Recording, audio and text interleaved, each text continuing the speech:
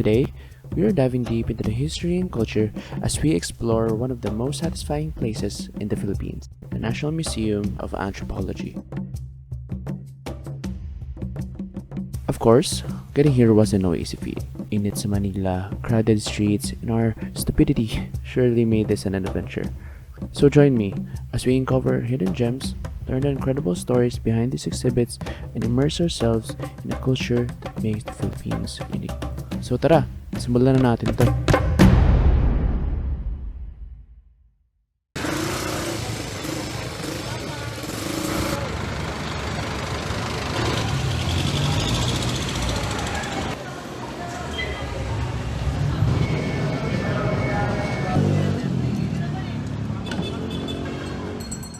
Monday ngayon. We can't wait. Nice one, okay na? So in the meantime, I will provide a brief description of the National Museum of Anthropology in the Philippines. So it was established in 1998 and it also showcases artifacts and exhibits highlighting the country's rich cultural heritage, including ancient tools, textiles, and traditional crafts. It houses significant collections such as the Manunggul jar and displays on Filipino ethnology and archaeology. So now, we will move on to the artifacts. The Manunggul jar from Palawan was used about 2,700 years ago to protect the remains of the dead. It is valued as the most impressive work of ancient pottery in the Philippines. It was discovered in the Manunggul cave in Lipon Point. The jar has beautifully sculpted lid. This lid features a pair of small three-dimensional figures on a boat. The figures represent the soul of the dead rowing their way to the afterlife. The first one has his arms crossed over his chest, while the second holds a paddle in his hands. Their boat to the other world is also crafted in detail. It has a human face carved on its brow. The Laguna copper plate inscription is one of a very few Philippine historical documents dating from the pre-colonial period and the only one bearing information on the social life of Manila region before the arrival of the Spanish. The Bahay Kubo is a traditional Filipino house built from natural materials like bamboo, ipa palm, and coconut grass, designed to suit the tropical climate. Its elevated structure provides ventilation and protection from floods, while the steep thatch roof keeps the inside dry during heavy rains. The open space beneath is used for storage or livestock. It is more than just a home. The Bahay Kubo symbolizes Filipino ingenuity, practicality, and community, showcasing how Filipinos adapt to their environment to create functional and sustainable homes. Baybayin is an ancient Filipino writing system used before the Spanish colonized the Philippines. It is an abugida, meaning each symbol stands for a consonant with a built-in vowel sound. The script has 17 symbols, 14 for consonant and 3 for vowels, and includes marks to change the vowel sounds.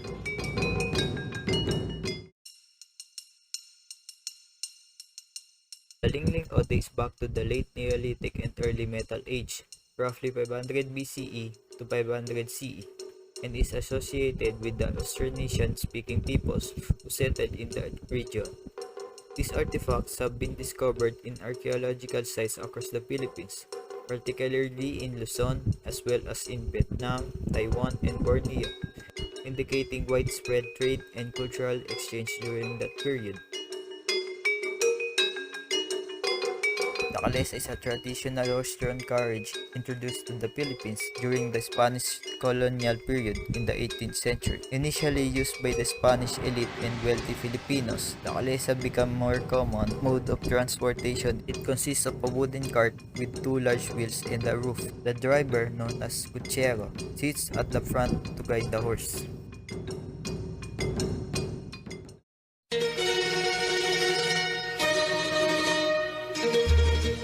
The Banton burial cloth, found on Banton Island in Romblon Province, is considered the oldest surviving textile in Southeast Asia, dating back to the 13th to 14th century.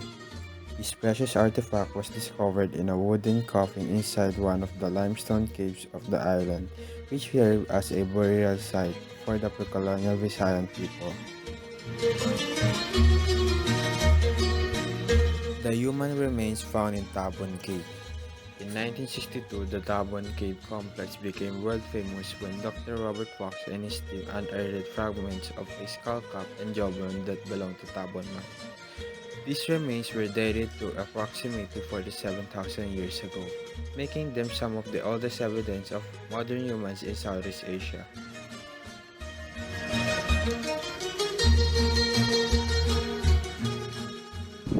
The Ifugao tribe from the rice terraces, located in the northern Philippines, are not only known for their cultural and agricultural significance, but also for their rich heritage and artifacts associated with them.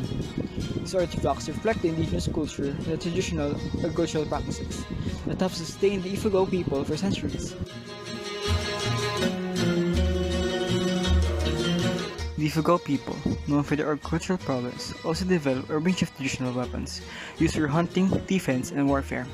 Here are some of the notable traditional weapons of the Ifugao. Spears, or sibat.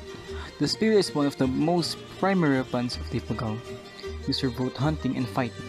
Machete, or the pungko. Similar to the bolo, the machete was used for chopping and clearing land, as well as in combat situations. Its long, heavy blade made it both versatile as a tool and as a weapon. How do you think we can preserve these items po sa museum for future generations?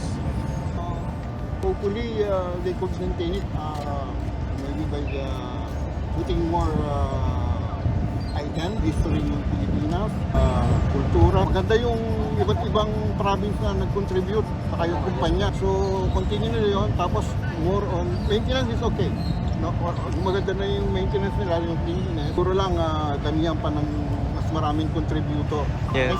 Thank you. Thank you po sa time niyo. So visiting the National Museum of Anthropology was an enriching experience. We explored the fascinating artifacts and learned about the diverse cultures and history of the Philippines. It truly deepened our appreciation for our heritage. So once again, I would like to thank you for joining us on this journey, and I'll see you again.